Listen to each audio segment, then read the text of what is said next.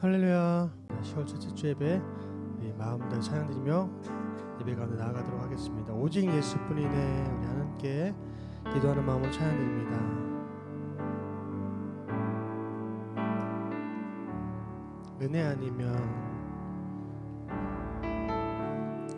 은혜 아니면 살아갈 수가 없네. 오음마저도 다 주의 것이니 세상 평안과 위로 내게 없어도 예수 오직 예수뿐이. 한 번 더 은혜 아니면 살아갈 수가. 은혜 아니면 살아갈 수가 없네. 오음마저도 다 주의 것이니 세상 평안과 위로 내게 없어 예수 오직 예수뿐이네.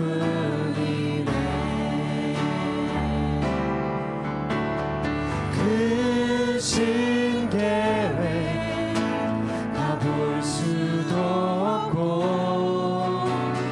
작은 문 안에 지쳐도 주께 묻기 나의 모든 삶 버티고 견디게 하시네. 아멘. 은혜 아니면 살아갈 수가 없네. 나의 모든 것 다 주께 맡기니 참된 평안과 위로 내게 주신 주 예수 오직 예수뿐이. 아멘. 은혜 아니면 은혜 아니면 살아갈 수가 없네. 호흡마저도 다 주의 것이니 세상 평안과 위로 내게 없어도 예수 오직 예수뿐. 우리 마음 다해서 그 신계획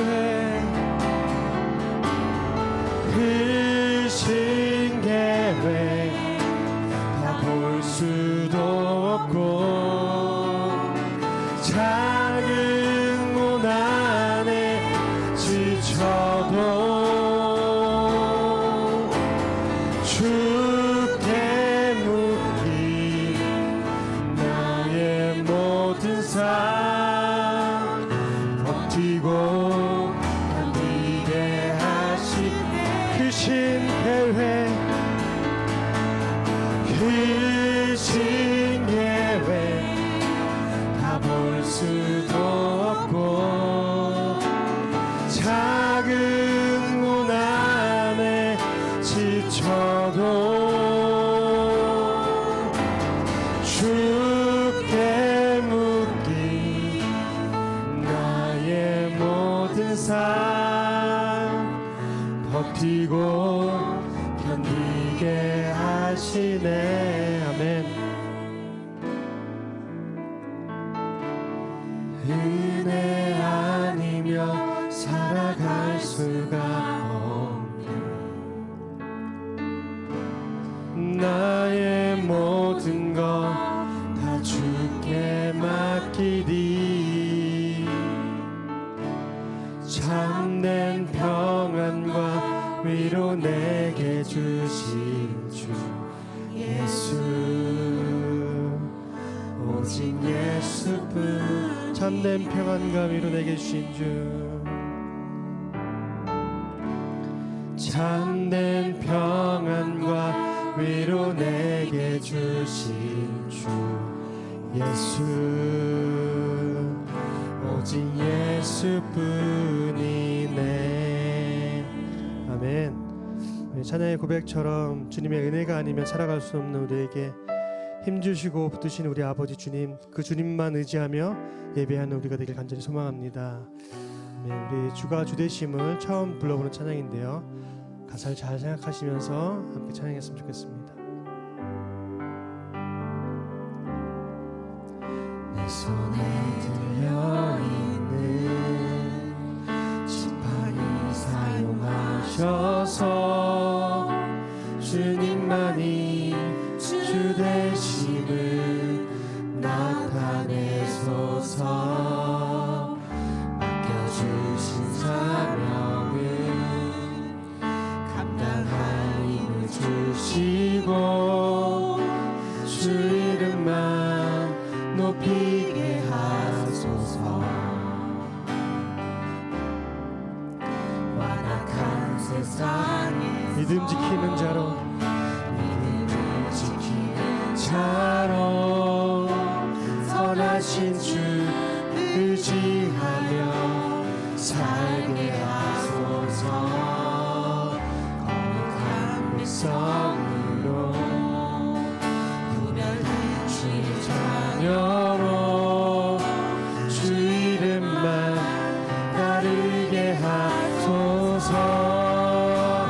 나의 하나님, 나의 하나님, 그는 여호와, 유일하신 이름, 그 위대하신 찬양해.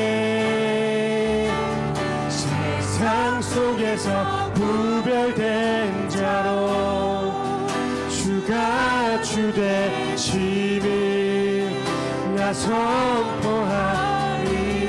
나의 하나님, 나의 하나님, 그는 여호와, 유일하신 이름, 그 위대하신 찬양해. 세상 속에서 구별된 자로 주가 주 되심을 나 선포하리라. 내 손에 들려있는, 내 손에 들려있는 지팡이 사용하셔서 주님만이 주 되심을 나타내소서. 맡겨주신 사명을 감당할 힘을 주시고 주 이름만 높이게 하소서. 완악한 세상에서 완악한 세상에서 믿음을 지키는 자로 선하신 주 의지하여 살게 하소서. 거룩한 백성으로 구별된 주의 자녀로 주 이름만 따르게 하소서. 나의 하나님, 그는 여호와, 나의 하나님, 그는 여호와, 유일하신 이름, 그 위대하신 찬양하네. 세상 속에서 구별된 자로 주가 주 되심을 선포. 한 번 더 고백합니다. 나의 하나님, 그는 여호와, 나의 하나님, 그는 여호와, 유일하신 이름, 그 위대하신 찬양해.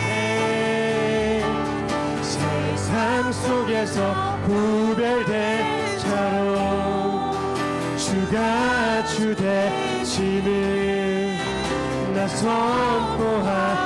한 번 더 나의 하나님 그는 여호와, 나의 하나님 그는 여호와, 유일하신 이름 그 위대하신 찬양해. 세상 속에서 구별된 자로 주가 주 되심을 나 선포하리. 세상 속에서 구별된 자로, 세상 속에서 구별된 자로 주가 주 되심을 나 선포하리라.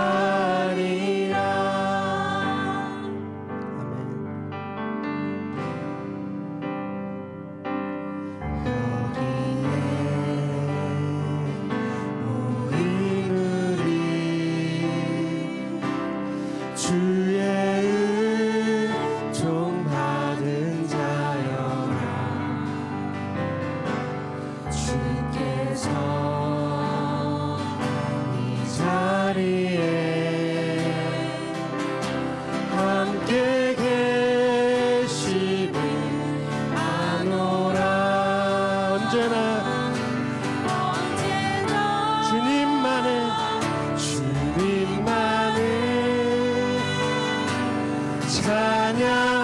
찬양하며 따라가리니. 시험을 당할 때도 함께 계심을 믿노라면 이 믿음 더욱 굳세라. 주가 지켜주신다면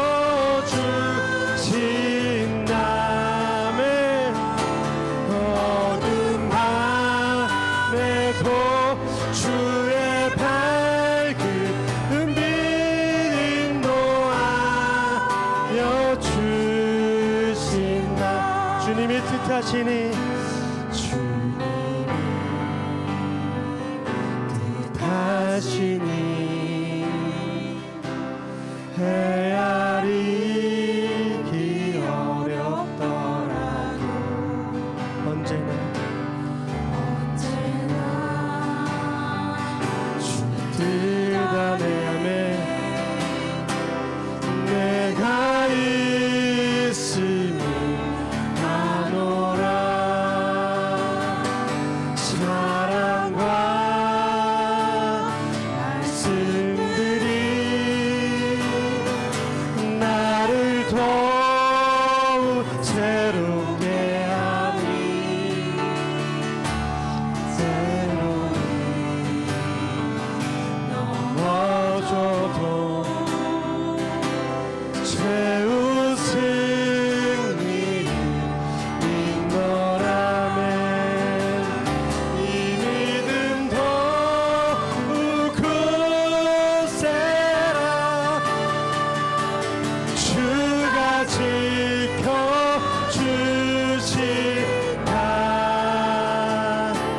어둠 밤에도 주의 밝은 빛 인도하여 주신다며. 여기에 모인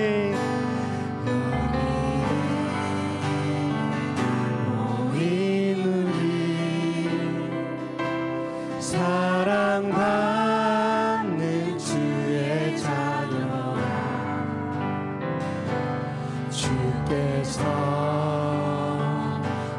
뜻하신 바 우릴 보게 펼쳐진다. 고통과 슬픔 중에 주님 의지하오. 어려움을 이겨내게 하시는 주님, 어려움 아멘 이겨내고 이겨내고 주님 더욱 찬양하라 이 믿음 더욱 굳세라 주가 지켜주신다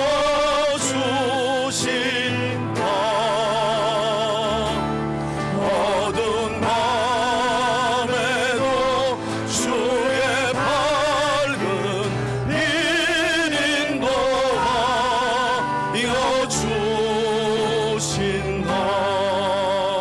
오늘은 마가복음 강해 마가복음 9장의 말씀을 함께 저와 여러분들이 살펴보도록 하겠습니다. 9장 2절부터 13절까지의 말씀입니다. 함께 교독합시다.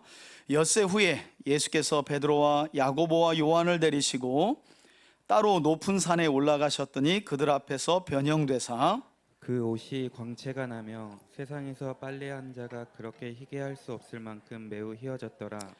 이에 엘리야가 모세와 함께 그들에게 나타나 예수와 더불어 말하거늘 베드로가 예수께 고하되 랍비여 우리가 여기 있는 것이 좋사오니 우리가 초막 셋을 짓되 하나는 주를 위하여 하나는 모세를 위하여 하나는 엘리야를 위하여 하사이다 하니 이는 그들이 몹시 무서워함으로 그가 무슨 말을 할지 알지 못함이더라. 마침 구름이 와서 그들을 덮으며 구름 속에서 소리가 나되 이는 내 사랑하는 아들이니 너희는 그의 말을 들으라 하는지라. 8절입니다. 문득 둘러보니 아무도 보이지 아니하고 오직 예수와 자기들 뿐이었더라. 그들이 산에서 내려올 때 예수께서 경고하시되 인자가 죽은 자 가운데서 살아날 때까지는 본 것을 아무에게도 이르지 말라 하시니 10절입니다. 그들이 이 말씀을 마음에 두며 서로 문의하되 죽은 자 가운데서 살아나는 것이 무엇일까 하고 이에 예수께 묻자와 이르되 어찌하여 서기관들이 엘리야가 먼저 와야 하리라 하나이까. 12절입니다. 이르시되 엘리야가 과연 먼저 와서 모든 것을 회복하거니와 어찌 인자에 대하여 기록하기를 많은 고난을 받고 멸시를 당하리라 하였느냐. 다 같이 읽습니다. 그러나 내가 너희에게 이르노니 엘리야가 왔으되 기록된 바와 같이 사람들이 함부로 대우하였느니라 하시니라. 아멘. 아멘. 오늘 말씀 제목이 오직 예수만 보이니라 라는 제목입니다. 오늘도 성부, 성자, 성령 삼위일체 하나님을 예배하는 우리 3대 가족 모두에게 하나님께서 사도 베드로에게 주셨던 하늘의 지혜를 풍성하게 부어주시기를 바라고요, 선포되는 마가복음의 말씀을 통해 예수님이 구세주와 하나님의 아들이심을 믿는 참된 믿음을 소유하는 주님의 참된 제자로 세워져 가는 저와 여러분들이 되시길 주의 이름으로 축원해 드립니다. 여러분, 지난 주일 우리는 예수님께서 공생의 마지막 한 주간을 얼마 남겨두지 않은 시점에서 제자들을 데리고 가이사 황제와 판이라고 불리는 신의 우상 숭배가 도시 전체를 압도했던 가이사랴 빌립보에 이르러서 예루살렘 입성 전 자신의 정체성에 대해 질문하신 의미심장한 말씀을 함께 살펴보았습니다. 예수님이 궁금한 것은, 우리에게 궁금한 것은 다른 게 아니에요. 너희는 나를 누구라 하느냐는 거예요. 여러분, 신앙의 시작도요, 우리 인생과 전혀 상관없어 보였던 예수가 누구이신지 알게 되면서 신앙생활은 시작되는 것이고요, 신앙생활의 과정은 그 예수가 누구인지를 알아가는 것이고요, 신앙의 끝은 그 예수가 누구인지를 알고 그 예수를 얼굴과 얼굴로 대면하여 만나는 것인 줄 믿습니다. 그러므로 신앙생활은 오직 예수인 거죠. 예수님께서 지난 3년간의 공생의 기간을 마무리하면서 제자들에게 가장 궁금하신 것은 너희들이 나 예수를 믿고 너희들의 팔자가 얼마나 피었느냐, 이걸 물으신 게 아니라는 거예요. 너희들 예수 믿고 너희 자식이 어느 좋은 대학 갔느냐, 남편은 얼마나 승진하고 세상 속에서 얼마나 성공하고 이전보다 얼마나 더 잘 살게 되었느냐라고 묻지 않으셨다는 거예요. 예수님의 궁금함, 하나님이신 예수님의 궁금증은 그때나 지금이나 앞으로나 예수를 믿는 저와 여러분들에게 예수가 누구이신지, 너희는 나를 어떻게 생각하고 어떻게 믿고 있느냐는 거예요. 저는 오늘 예배를 드리는 저와 여러분들에게 앞으로도 우리가 끊임없이 예수를 알아가야 하지만 오늘 이 시점에서 예수가 누구이신지를 고백할 수 있는 믿음이 있기를 주의 이름으로 축원해 드립니다. 예수님의 궁금점은 바로 그것이기 때문이에요. 여러분, 예수님의 이 의미심장한 질문에 대해서 대부분의 사람들의 반응은 어땠습니까? 지난주에 제자들이 대신해서 대답을 해줬죠. 대부분의 사람들은 예수님의 그 수많은 메시아로서의 표적과 기적을 그들의 눈으로 목격하고 경험했지만, 그리고 예수님에 대한 소문을 들었지만, 많은 사람들의 반응은 예수님을 구약의 선지자들 정도로만 알고 있었습니다. 그런데 놀랍게도 예수님의 제자 중에 하나였던 베드로가 예수님을 누구라고 고백해요? 주는 그리스도시요 살아계신 하나님의 아들이십니다. 물론 마가복음에는 그리스도이십니다 라는 내용으로 간략하게 소개하고 있지만, 마태복음 16장을 보면 조금 더 풀어서 마태는 주는 그리스도시요 살아계신 하나님의 아들이십니다 라고 고백했던 내용을 기록하고 있습니다. 그러나 예수님은 이런 베드로의 고백에 대해 이것은 전적으로 하늘 아버지께서 주신 하늘의 지혜임을 또한 밝혀주셨어요. 이것은 네가 뭔가를 잘 배워서 너 스스로가 터득한 지혜가 아니라 하늘 아버지께서 주시지 않으면 안 되는 믿음의 고백이라는 거예요. 여러분 어떠세요? 예수님이 누구라고 고백하고 있습니까? 여러분 그 고백이 정말 여러분들에게 나왔다고 생각하십니까? 저는 이 시간 저와 여러분들이 예수가 누구이신지를 고백하는 그 고백이 여러분들에게 하나님께서 하늘의 지혜를 주심으로 말미암아 고백된 것임을 믿는 저와 여러분들이 되시길 주의 이름으로 축원해 드립니다. 그 믿음은 사람의 지혜나 공부나 학식으로 되는 게 아니에요. 여러분 지금 제가 다시 한번 지금 대학원 공부를 또 하고 있잖아요. 참 하나님은 깊어요. 이제까지 성경 강좌 하면서 수십 회를 제가 지금 성경 강좌를 제가 몇십 회를 했어요. 50회도 훨씬 뛰어넘었잖아요. 성경 통독도 많이 하고. 그런데 하나님은 배우면 배울수록 또 양파 껍질처럼 깊은 거예요. 하나님의 사랑이 깊고 하나님의 섭리가 깊고 다 알았다고 했던 제 자신이 얼마나 교만했는지를 하나님의 말씀 앞에서 깨닫게 돼요. 그러니 하늘의 지혜가 아니면 하나님이신 그리스도를 알아갈 길이 없는 거죠. 그래서 여러분 예수가 믿어진다는 것은 성령이 내주하시는 증거이고요, 하늘의 지혜가 우리에게 부어졌다는 가장 확실한 증거인 줄 믿습니다. 이거 아니면 믿어지지 않는다니까요. 그러니 그것만 해도 우리는 한번 따라합시다. 다 얻었습니다. 뭘 근데 더 얻으려고 그래. 예수가 하나님이심이 믿어지면 다 얻은 거예요. 영생이 그 안에 있고 구원이 거기 안에 있고 형통이 거기 안에 있고 지혜가 거기 안에 있고 이 땅을 살아가는 모든 복이 그리스도 예수님 안에 있는 줄 믿습니다. 그리스도인들은 그거 바라보며 사는 거죠. 자, 이렇게 제자들과의 마지막 여행에서 자신의 정체성에 관해 의미심장한 질문을 던지시며 장차 당하실 고난과 죽음 그리고 부활에 대해 제자들에게 가르치신 예수님은 오늘 본문을 보시면 6일 뒤에 라는 단서가 붙죠. 어떤 놀라운 모습으로 변형되셨다고 성경이 증언하느냐. 자, 본문을 이제부터 함께 한번 살펴보겠습니다. 2절 보세요.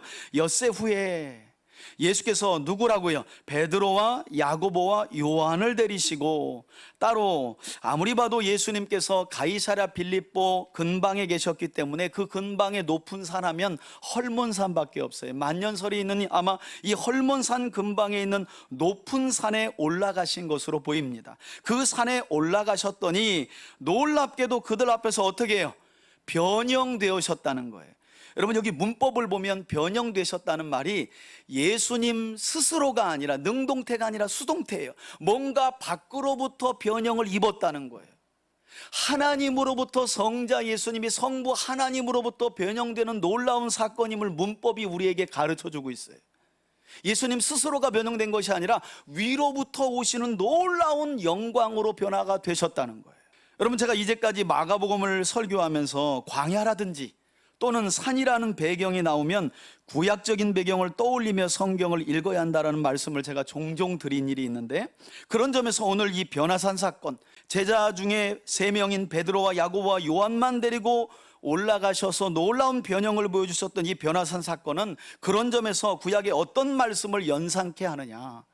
우리 앞에 보시고 한번 출애굽기 24장 15절에서 18절 말씀을 함께 한번 읽겠습니다.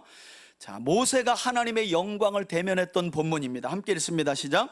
모세가 산에 오르매 구름이 산을 가리며 여호와의 영광이 시내산 위에 머무르고 구름이 며칠 동안이요? 여기 엿새라는 말이 나오네요. 그죠? 엿새 동안 산을 가리더니, 함께 읽습니다. 일곱째 날에 여호와께서 구름 가운데서 모세를 부르시니라. 17절입니다. 산 위에 여호와의 영광이 이스라엘 자손의 눈에 맹렬한 불같이 보였고, 모세는 구름 속으로 들어가서 산 위에 올랐으며 모세가 40일 40야를 산에 있으니라. 아멘.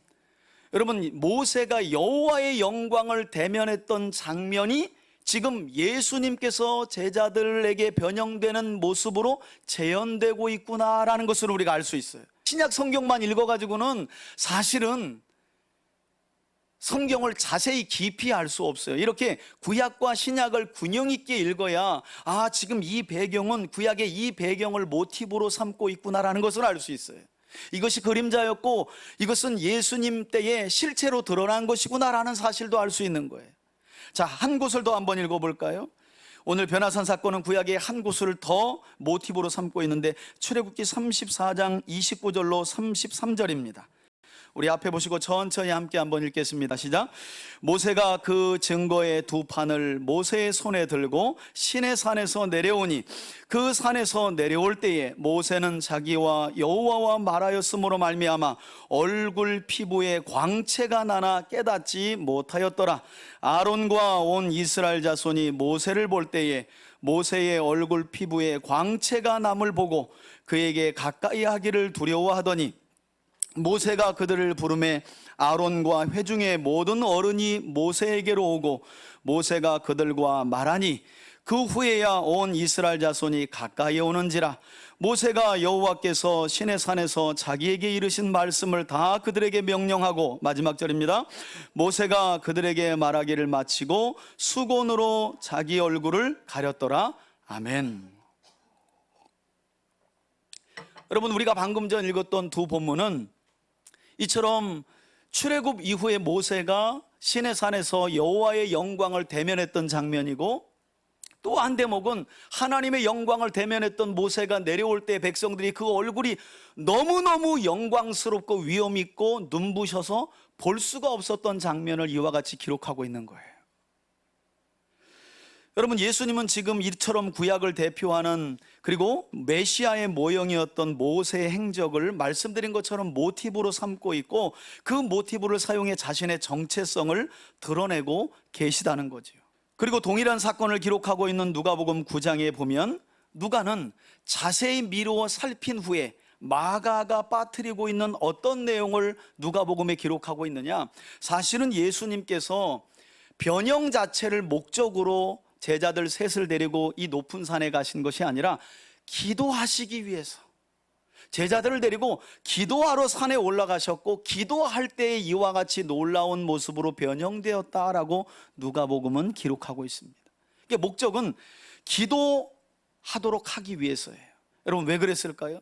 이제 곧 예수님은 예루살렘에 올라가시고, 그리고 하나님의 말씀대로 십자가에서, 그것도 유대인들이 끔찍하게 여기는 저주의 십자가에서 모든 죄인들을 대신하여 자신의 생명을 내어주고 저주의 십자가에서 몸 찢기고 피 흘려 죽으심으로 하나님의 구원을 완성하게 되시는데, 제자들이 믿고 따르는 구세주와 구원의 방법은 그런 방법이 아니었기 때문이에요. 로마를 압제하고 이스라엘을 독립시켜서 뭔가 보란듯이 이스라엘을 세워갈 만한 그런 구약의 가나안 땅을 정복했던 여호수아 같은 그런 예수와 그런 메시아를 기다렸기 때문이에요. 그런 메시아관과 그런 구원의 방법을 그들이 내려놓게 하는 방법이 뭐였다는 거예요? 한번 따라합시다. 기도입니다. 여러분, 제가요, 하나님 말씀 열심히 알고 성경 열심히 연구하면 신앙이 업그레이드 될 줄 알았어요. 업그레이드 되더라고요. 그런데 한계가 있어요. 아는 것만 가지고는 안 돼요. 아는 게 내 영혼에 녹아지는 시간이 필요한 거예요. 그게 기도예요. 그래서 기도해야 되는 거예요. 말씀 없이 기도하면 이상한 곳으로 가요. 그러나 하나님의 말씀으로 충만한 상태에 그대로 머물면 사람은 또 교만해집니다. 그 지식이 사람을 교만하게 만들어요. 그러나 하나님의 말씀으로 충만한 상태에서 기도하면 그 말씀이 내 영혼을 주무르는 거예요. 그때 비로소 내 영혼이 빚어지는 거예요. 하나님의 말씀만 할 때는 여기 성경이 눈에 들어오고 막 하나님이 알아지니까 너무 기뻐가지고 제가 무슨 구름 위에 떠다니는 줄 알았다니까요. 이 정도 되니 내 신앙이 뭐 됐지, 이것도 알고 저것도 아는데. 그런데 내 영혼을 감감히 돌아보니 아는 것과 사는 것이, 그리고 내 마음을 점검해 보니 주님의 마음을 못 따라가요. 뭐가 부족해서 그래요? 기도예요, 기도. 예수님이 앞서서 주는 그리스도시요 살아계신 하나님의 아들이십니다라는 베드로의 고백 이후에, 야 베드로야 잘 들어라, 나는 이제 예루살렘에 올라가게 되면 죽임당하고 버림받아당하고 십자가에서 죽고 다시 3일 만에 부활할 거야 라고 가르쳐 주셨잖아요. 그런데 제자들의 마음에 이 음성이 안 들려와요. 안 들려와요. 고난의 십자가를 지심으로 하나님의 구원이 완성될 거라고 하는 이 말씀이 구약에 있는 이스라엘 백성들에게도 안 들렸고, 메시아가 눈앞에서 그 음성을 들려주고 있는데도 사람들 마음속에서는 안 들리는 거예요. 안 들려요. 어느 장소로 그래서 데려가셨다고요? 기도의 장소로. 저는 저와 여러분들이 하나님의 말씀으로 충만하기를 바라고, 그 충만한 말씀을 마음에 담고 하나님을 독대하는 기도의 자리에서 그 말씀이 내 영혼을 빚고 새롭게 되는 새 희망을 주는 능력의 말씀으로 하나님의 구원을 경험하는 저와 여러분들이 되기를 주의 이름으로 축원해 드립니다.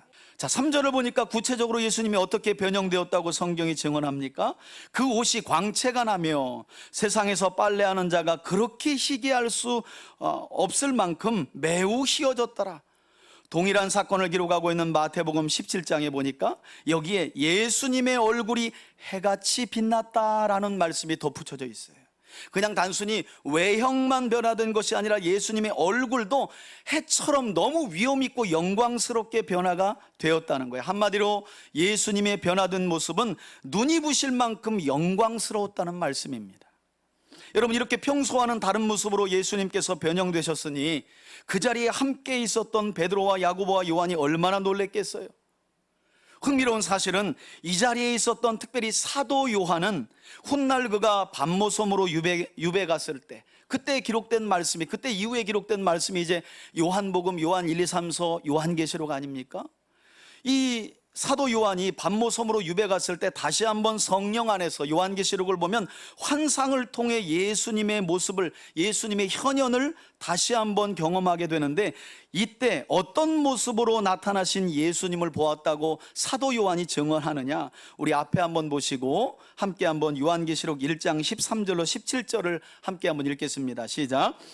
촛대 사이에 인자 같은 이가 발에 끌리는 옷을 입고 가슴에 금띠를 띠고 그의 머리와 털의 희기가 흰 양털 같고 눈 같으며 그의 눈은 불꽃 같고 그의 발은 풀무불에 단련한 빛난 주석 같고 그의 음성은 맑은 물소리와 같으며 그의 오른손에 7별이 있고 그의 입에서 좌우에 날쌘 검이 나오고, 여기 나오죠. 그의 얼굴은 해가 힘있게 비치는 것 같더라.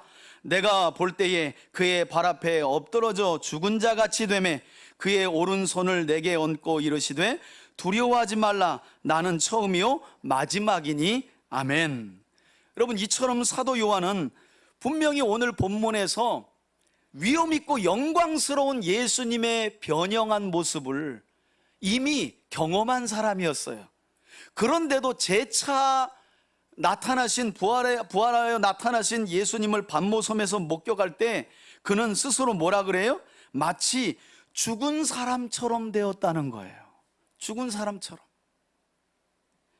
이미 한 번 경험이 있었음에도 불구하고 재차 예수님의 영광스러운 모습을 봤는데 사도 요한은 마치 자신이 죽은 자처럼 앞에 엎드려져 있었다는 거예요. 여러분, 하나님이신 예수님의 본체의 영광이 그렇다는 거예요. 고린도전서에 그런 예수님의 재림 이후에 저와 여러분들이 어떻게 본다 그래요? 한번 따라합시다. 얼굴을 맞대고. 할렐루야. 이게 얼마나 영광스러운 일이냐는 거예요. 여러분, 이렇게 평소와는 다른 마치 구약시대의 믿음의 선진들이 하나님의 현현을 경험했을 때와 같이 위엄있고 영광스러운 예수님의 모습을 이 3명의 제자들이 목격했으니 아까 말씀드린 대로 그들이 얼마나 놀랍고 또 두려워했겠느냐는 거예요. 뿐만 아니라 그들은 그곳에 누가 함께 있는 것도 목격을 했느냐. 4절 보세요. 이에 구약시대를 대표하는 두 사람의 이름이 나오죠. 특별히 이 두 사람은 유일하게 호렙이라고 불리는 시내산 정상에 올라 영광 중에 임하신 하나님의 현현, 곧 하나님의 임재를 직접 목격했던 구약의 유일한 두 사람이었어요. 그 사람이 바로 누굽니까? 엘리야가 모세와 함께 그들에게 나타나 예수님과 그들이 뭘 하는 걸 제자들이 목격했다고요. 더불어 말했다는 거예요. 마가는 그 대화의 내용이 무엇인지까지는 기록하고 있지 않아요. 그러나 다른 복음서에는 나옵니다. 여러분, 지금 이 상황을 보면 지금 마가 요한은 구약시대에 유일하게 하나님의 영광스러운 임재를 직접 목격하고 경험했었던 엘리야와 모세가 더불어 이야기 나누고 있는 예수님이 누구라는 이야기를 해주고 싶은 거예요. 맞아요. 하나님이라는 이야기를 하고 싶은 거예요. 왜냐하면 엘리야와 모세만이 유일하게 구약에서 호렙이라 불리는 신의 산에 올라 하나님의 영광을 직접 경험한 두 사람이었기 때문이에요. 한 사람은 출애굽기에서, 한 사람은 열왕기서에서 하나님의 영광을 직접 눈앞에서 목격한 두 사람인데, 이 두 사람이 예수님과 더불어서 이야기 나누고 있는 내용을 기록하고 있는 건 지금 그들과 이야기를 나누고 있는 예수가 하나님이시고 하나님의 영광이 그곳에 임했다는 구약적인 언어의 표현이라는 거예요. 그래서 제가 말씀드린 것처럼 구약을 알아야 신약이 풀려요. 자, 여하튼 이와 같이 영광스럽게 변형되신 예수님과 구약을 대표하는 두 사람인 모세와 엘리야가 함께 이야기 나누고 있는 모습을 지켜보던 세 명의 제자들 가운데 역시 누가 또 나서죠? 예, 베드로죠. 베드로. 5절을 보시면 베드로가 가장 먼저 어떤 반응을 보여요? 베드로가 예수께 고하되, 여러분, 지난주일 베드로는 너희는 나를 누구라 하느냐라고 가이사랴 빌립보에서 물으셨던 예수님의 질문에 대해 뭐라고 대답했습니까? 주는 그리스도시요 살아계신 하나님의 아들이십니다 라고 고백했었어요. 그랬던 베드로가 이번에는 예수님을 가리켜 뭐라고 부르는지 보세요. 랍비어라고 부르죠. 여러분, 랍비라는 말은 그냥 단순한 존칭어예요. 그러면서 하는 말이 뭐예요? 우리가 초막 셋을 짓겠습니다. 하나는 예수님을 위해서, 하나는 모세를 위해서, 하나는 엘리야를 위하여 짓겠습니다 하니, 그래요. 지금 베드로는 자기 눈앞에 펼쳐지고 있는 이 변형 사건을 통해 예수님이 주시는 메시지를 온전히 깨닫지 못하고 있는 거죠. 단지 베드로는 엘리야와 모세가 예수님과 대화하고 있는 그 황홀한 상황, 이 황홀경에 취해가지고 정신 나간 상태로 이런 말을 하고 있다라고 성경은 말씀하고 있는 거예요. 동일한 사건을 기록하고 있는 누가복음에 따르면 여러분, 이때 이 세 분의 대화, 엘리야와 모세가 예수님과 더불어서 나눈 대화의 주제가 뭐였다고 밝히고 있는 줄 아십니까? 곧 예수님이 예루살렘에 올라가면 별세하실 일에 대하여 대화를 나누었다는 거예요. 예수님이 예루살렘에 올라가시면 이제 버림받아당하고 고난당하고 죽으실 일에 대하여 모세와 엘리야와 예수님이 더불어 이야기를 나누고 있었다는 거예요. 그런데 지금 제자들은 그런 예수님의 심정, 하나님의 구원 계획을 전혀 눈치채지 못하고 있어요. 그냥 예수만 예루살렘에 올라가게 되면 우리 이스라엘은 로마로부터 독립할 것이고, 그렇게 되면 다윗과 솔로몬의 때의 그 영광스러운 나라를 회복할 거라고 하는 개꿈을 꾸고 있는 거예요. 안타깝게도 베드로를 비롯한 제자들은 아직도 잠에서 들 깨어 제정신이 아닌 상태로 횡설수설하고 있다는 거죠. 여러분, 신앙생활에는 황홀한 영역이 있습니다. 저도 우리가 흔히 말하는 성령 체험을 할 때 얼마나 황홀했는지 몰라요. 신비한 체험들이 있어요. 뭔가 초자연적인 역사가 있어요.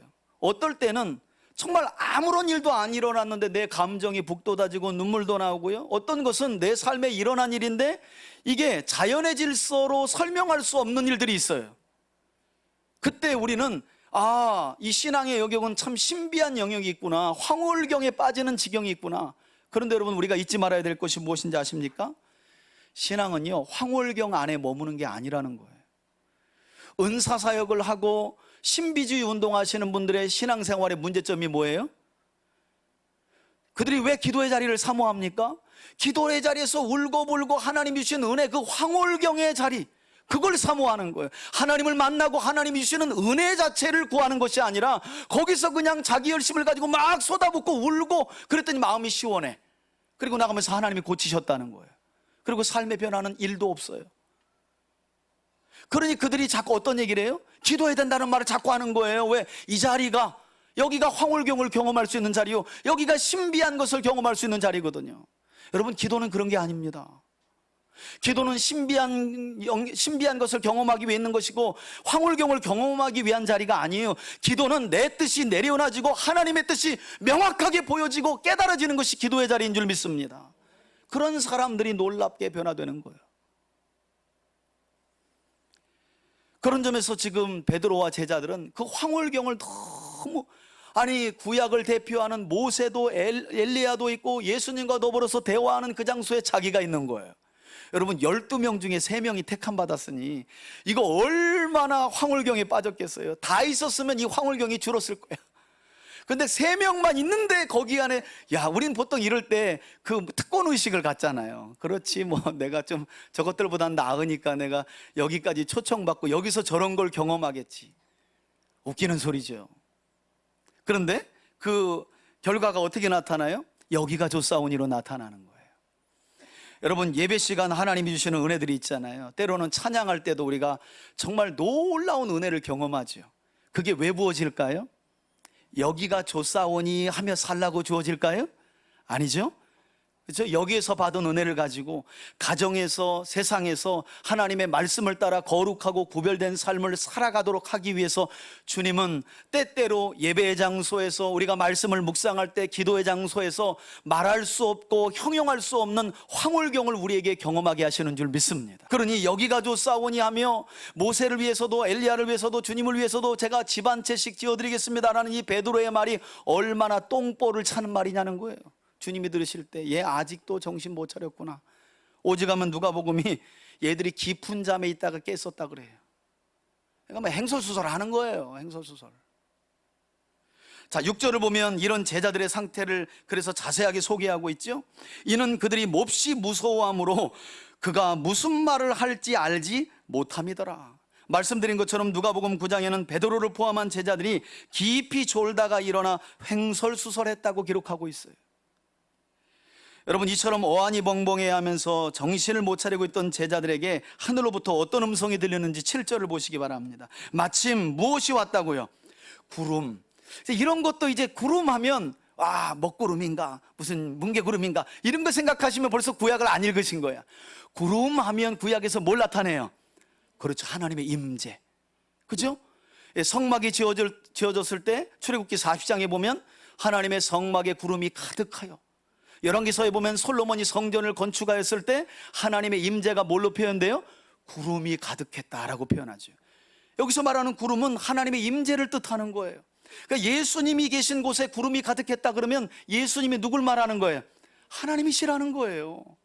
자, 성경을 보세요. 구름이 와서 그를 덮음에, 또 한 번만 볼게요. 구름 속에서 소리가 나되, 그러니까 이 구름 속에서 난 음성은 누구의 음성이라는 걸 표현하고 있는 거죠? 하나님의 음성이라는 거죠. 어떤 음성이 들렸는지 보세요. 이는 어디서 많이 들은 음성이에요. 그런데 우리가 이는 내 사랑하는 아들이니 너희는 그의 말을 들으라 하는지라. 여러분, 이 음성 언제 들렸던 음성인가요? 그렇지요. 마가복음 1장에 보면 예수님께서 공생의 사역을 시작하실 때 요단강에서 세례 요한에게 세례를 받으실 때 하늘로부터 비둘기 같은 성령이 예수님 위에 임하고 음성이 들렸는데 뭐라고요? 이는 내 사랑하는 아들이요 내 기뻐하는 자라 라는 음성이 들렸는데, 이때 한 번 들렸고 예수님의 공생의 마지막 사역을 진행할 이쯤에 또 한 번 들린 거예요.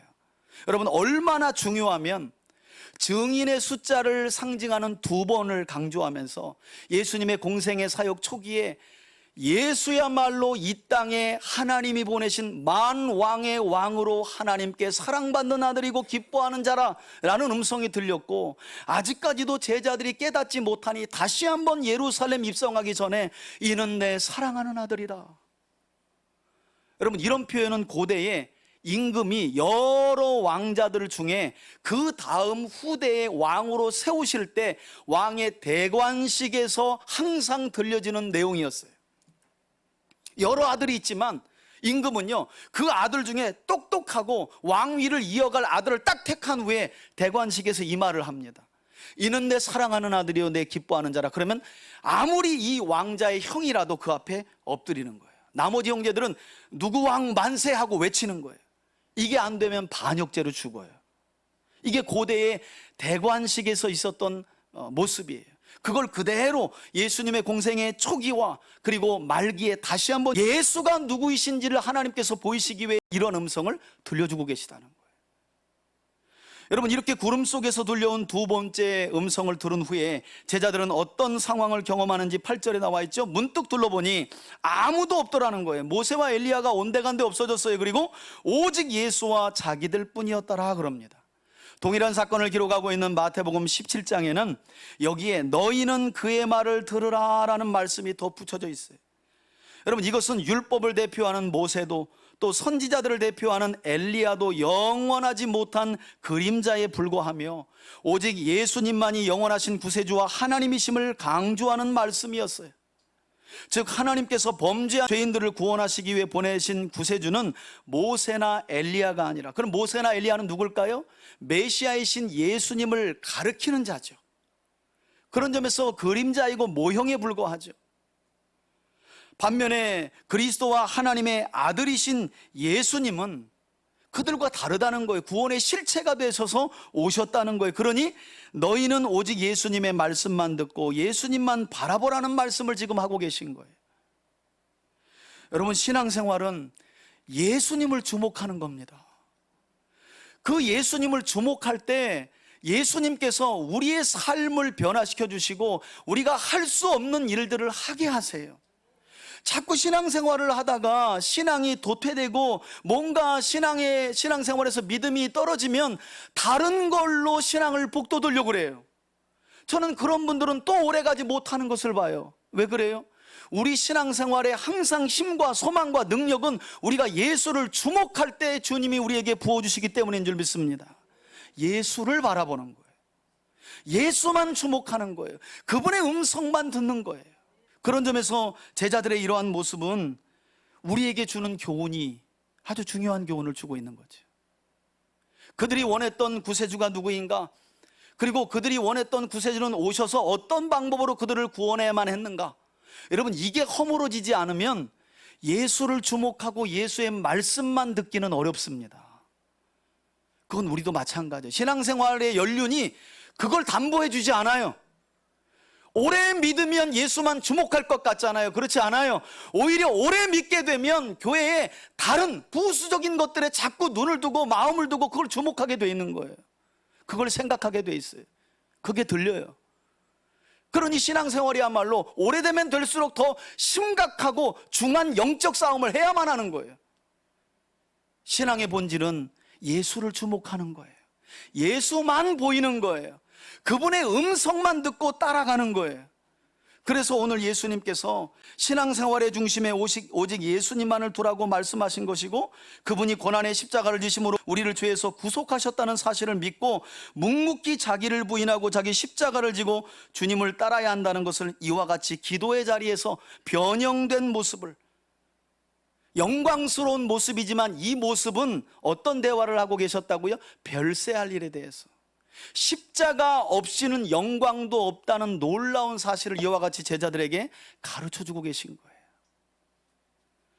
자, 아니나 다를까 시간이 흘러 신약 성경을 보면 실제로 예루살렘에 있는 이 유대인 그리스도인 공동체 안에 큰 고난이 임하게 되고요, 그것 때문에 유대인 그리스도인들이 예수님을 떠날 위기에 처하게 되는데, 그때 성경이 기록된 성경이 바로 히브리서인데요. 그래서 히브리서 기자는 1장을 시작하면서부터 이 위기, 그리고 예루살렘에 머물면서 큰 고난과 고통과 환난 중에 있는 초대교회 공동체들에게 무엇을 말씀하면서 그들을 위로하고 권면했는지 한번 보실까요? 우리 히브리서 1장 1절과 2절입니다.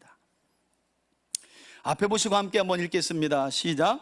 옛적에 선지자들을 통하여 여러 부분과 여러 모양으로 우리 조상들에게 말씀하신 하나님이, 자, 이거 지금 구약 얘기하는 겁니다. 구약 때는 많은 선지자들과 하나님의 사람들을 통해 하나님이 말씀하셨다는 거예요. 그러나 이제는 신약 시대에는, 자, 2절 보세요. 2절 함께 한번 읽습니다. 시작.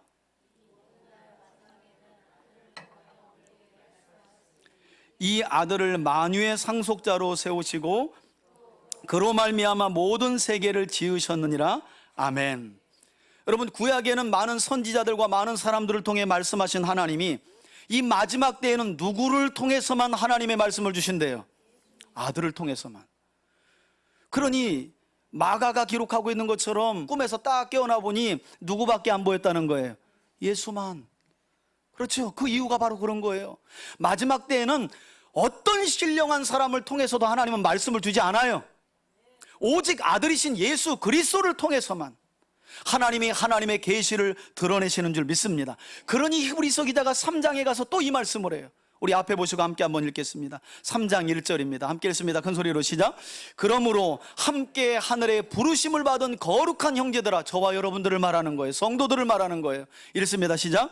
우리가 믿는 도리의 사도이시며 대제사장이신 누구를 깊이 생각하라고요? 예수를 깊이 생각하라 그래요. 환난 중에 고난 중에 이거 교회를 떠나야 되나? 이거 다음 주도 교회를 나가야 되나? 예수를 믿어야 되나? 하는 초대교회 공동체에게 히브리서 기자는 마지막 때에는 아들을 통하여서만 하나님이 말씀하신다. 그러므로 다른 것 붙들지 말고 예수만 깊이 생각하라. 이것이 고난을 이길 수 있는 길이고 환난을 이길 수 있는 길이고 삶의 수많은 어려움을 이길 수 있는 유일한 길이라고 말씀하고 있는 거예요. 저는 이 말씀 안에서 저와 여러분들이 삶의 어려움을 이겨내고 환난을 이겨내고 그리고 수많은 문제들을 극복해낼 수 있는 믿음을 가질 수 있기를 주의 이름으로 축원해 드립니다. 그래서 예수를 깊이 생각해야 돼요. 자, 이렇게 오직 예수님의 말씀만 듣고 또 예수님만 주목하라는 교훈을 주시고 난 후에 예수님은 산에서 제자들과 내려오시면서 또 한마디 말씀을 하세요. 그게 9절이죠. 9절을 보세요. 그들이 산에서 내려올 때에 예수께서 제자들에게 경고를 하십니다. 뭐라고 하시는지 보세요. 인자가 죽은 자 가운데서 살아날 때까지는, 그러니까 부활할 때까지는 너희들이 지금 본 것을 아무에게도 뭐 하지 말라고요? 이르지 말라 하시니 그래요.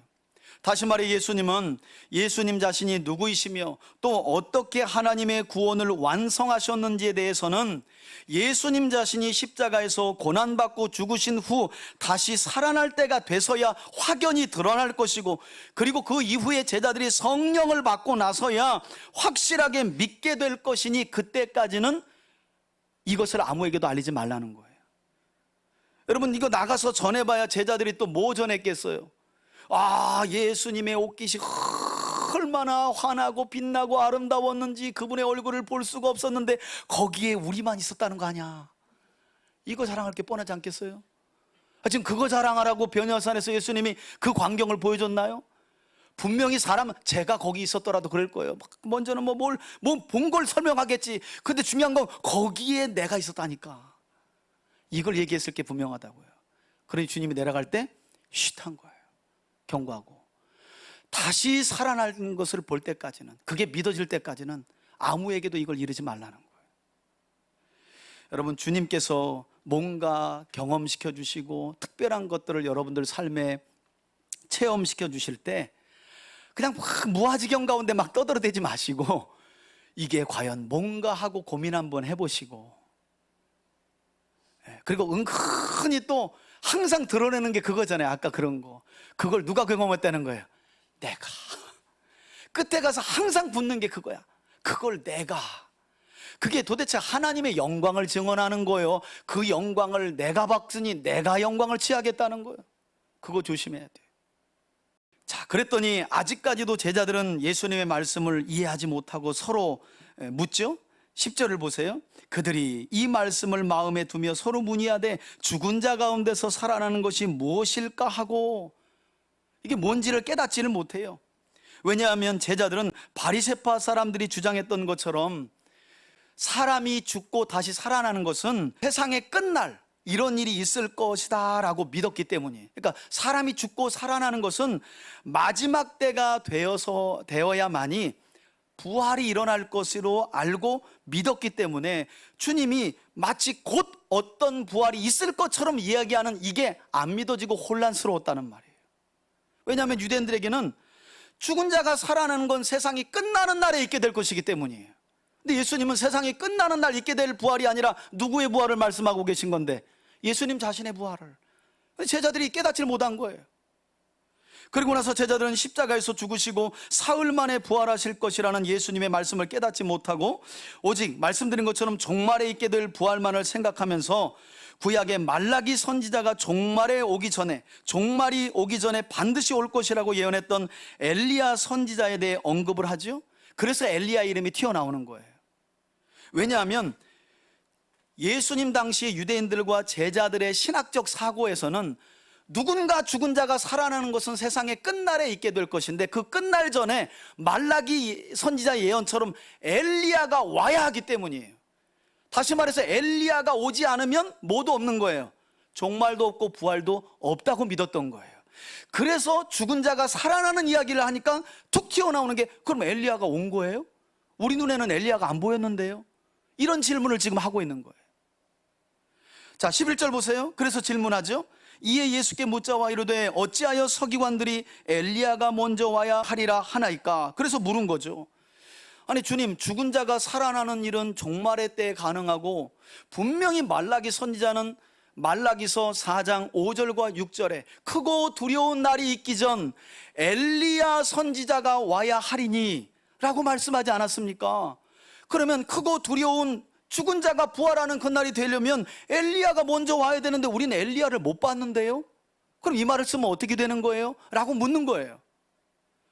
그랬더니 12절 보세요. 예수님이 그런 제자들에게 대답하십니다. 이르시되 엘리야가 과연 먼저 와서 모든 것을 회복하거니와. 그래, 너희들 말이 맞다. 말라기 선지자 예언대로 엘리야가 와야지. 그래야 말라기서 4장 6절의 말씀처럼 자녀들의 마음을 부모에게로 돌리고, 그래야 이스라엘 가운데 회복이 일어나지. 그러나 너희들이 한 가지를 놓쳤다는 거예요. 그 엘리야가 와서 이스라엘의 모든 회복을 다 이루었다면 왜 성경은 또다시 메시아에 대한 이야기를 하면서 어찌 인자에 대하여 기록하기를 많은 고난을 받고 멸시를 당하여야 하리라 는 말씀을 기록했겠느냐는 거예요.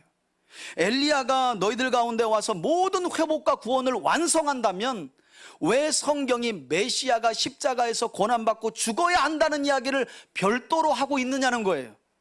이 말씀이 무슨 말입니까? 엘리야는 그림자에 불과하다는 거예요. 엘리야는 메시아이신 예수 그리스도의 오심을 통해 완성될 구원의 모형에 불과하다는 거예요. 너희들이 그걸 놓쳤다고 지금 예수님이 말씀하고 계신 겁니다. 여러분, 실제로 여기 보면 예수님께서 말씀하신 이 엘리야는요, 결국 왔어요. 엘리야의 영으로 온 사람이 누구라고 복음서가 우리에게 가르쳐요? 그렇죠, 세례 요한이죠. 세례 요한이 왔다니까요. 엘리야의 영으로 왔어요. 그래서 회개하라, 천국이 가까웠노라 하고 회개를 외쳤죠.